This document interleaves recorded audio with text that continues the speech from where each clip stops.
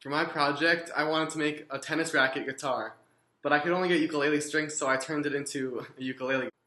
So I started out with an old warped tennis racket, and I got two pieces of wood, one block of wood and one flatter piece of wood. I cut a chunk out of this bigger piece of wood, and I screwed the handle of the tennis racket into place in there. And then I covered the top of the tennis racket of the handle with cardboard so that it would be level with the surface of the wood. And this became the fretboard. So then I cut this roundish shape out of the flatter piece of wood, and I cut a smaller hole in the middle there. And I glued this on top of the strings of the racket, and this became the soundboard. Initially, I wanted to use real tuning pegs, but I was running out of time and I couldn't find any, so I ended up using these eye bolts instead. And I drilled 4 holes into the neck here, and I screwed these in place. So then I tied the strings to the eye bolts here, and I strung them over the length of the ukulele, the tennis racket.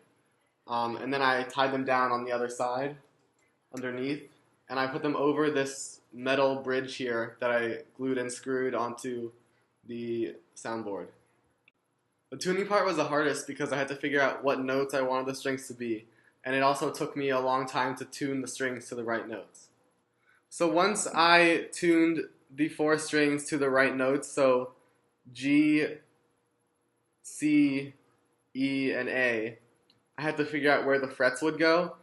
So what I realized was that for the D fret on the C string, it would have to be really close to the eye bolt in order for it to get the right sound. So I ended up having to change the open E string to a D, and then I put 2 frets on that string to make the E and the F notes. So once I figured all this out, all I had to do left was glue these 4 toothpicks down as frets.